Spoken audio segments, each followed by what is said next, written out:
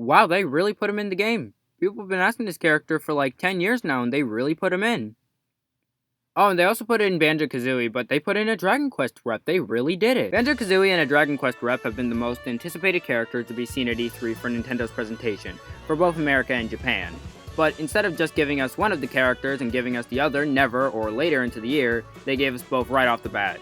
The hero's reveal wasn't too exciting for me or most people in America, but it was incredibly satisfying to see in Japan since that game is way more popular there than it is in America. This is actually the opposite for Banjo, where there aren't many people in Japan that really cared about the duo, but there's a load of people who care about him in America. Nintendo so far is doing really well with how they're handling their DLC lineup. These three characters have given us an appealing character in the West and East, while also giving us a traditional JRPG rep, which none of Ultimate's based newcomers were able to do. Personally, I was much more excited for Banjo than I was for the hero, mostly because I didn't know Dragon Quest was even a franchise until I heard people speculating Erdrick would be in Smash. Banjo was just so much more surprising to me because people have wanted him in since Melee. Melee! Imagine watching people react to a character that's been requested since 18 years ago. Who else can they add? So anyways, let's start this video with talking about Banjo-Kazooie. Before I talk about him, I would like to point out that the only Banjo-Kazooie game that I played was Nuts and Bolts, and I will say that I enjoyed this game, please don't kill me. Looking at Banjo, he seems to be going for his original design and not his more modern design. Thank God. Look, I said I did enjoy Nuts and Bolts for what I played of it, but Banjo and Kazooie just look ugly. They look more like realistic versions of characters from Over the Hedge and The Nut Job, and it just doesn't work at all. This design actually fits with Smash's overall art style and general character design of the roster.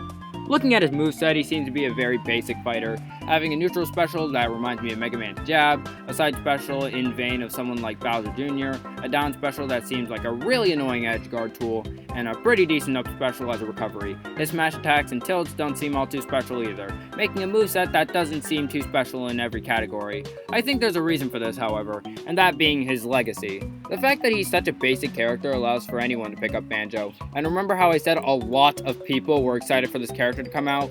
Him being so basic allows for multiple people to pick him up without being so overwhelming. To explain this philosophy better, let's look at Mario. Mario is stupidly basic of a character himself. If you're picking up Smash for the first time, you're going to want to use a more recognizable character like Mario. And since he's so basic of a character, you're able to learn more of the character and the game itself through playing him.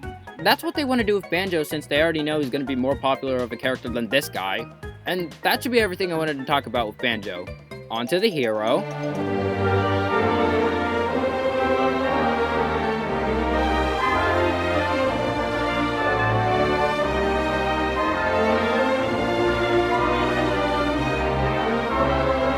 Why is this character called the hero? Look, I know that technically he can have any name, so naming him the hero would lead him to be as ambiguous as possible since his name can be anything the player chooses. But if he has a default name, then that's his canon name. Anyways, the hero looks much better than Banjo.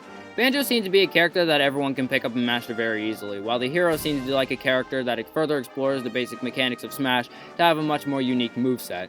Although it may seem like the character's just another anime swordsman, that's not actually the case. The hero, from what we've seen, seems to use a mana system that allows him to use multiple specials instead of just one, with each spell costing a bit of mana, like how an actual RPG works.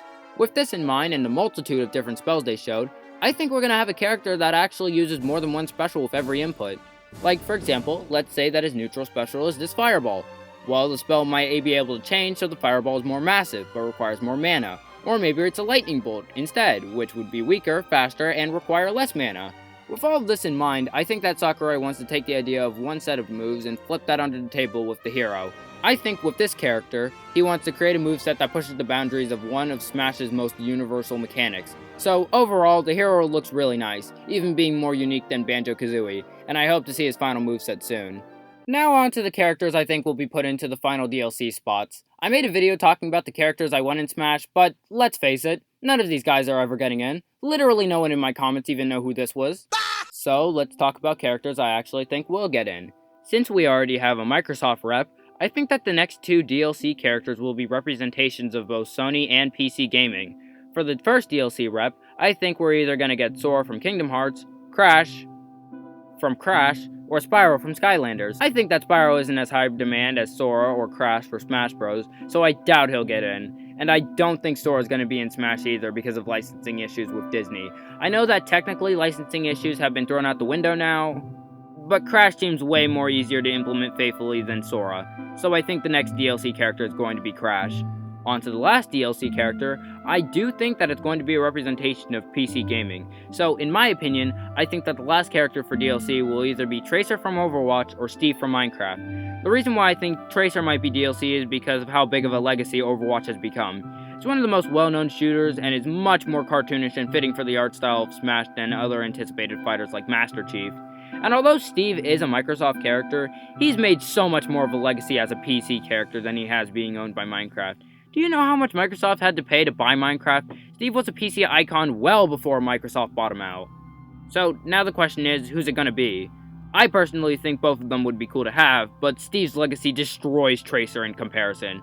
And also, since Microsoft and Nintendo seem to be really buddy-buddy with each other, Steve seems like a slew-in at this point. And these are my final potential DLC characters. I'm pretty sure both of these guys have a shot at making it in, but maybe Sakurai just puts in Goku. There's another Dragon Ball Z game coming up, so maybe he just does it. But this is just my take on who's gonna be in, and the DLC as a whole. Who do you think's gonna be in? I'm probably wrong, because I'm always wrong, so what Undertale character do you think's gonna be in DLC? I'm not kidding when I say that Frisk and Sans might actually have a chance. There are a lot of people who genuinely want Frisk or Sans, so I'm going to say preemptively sorry to any and all Earthbound fans.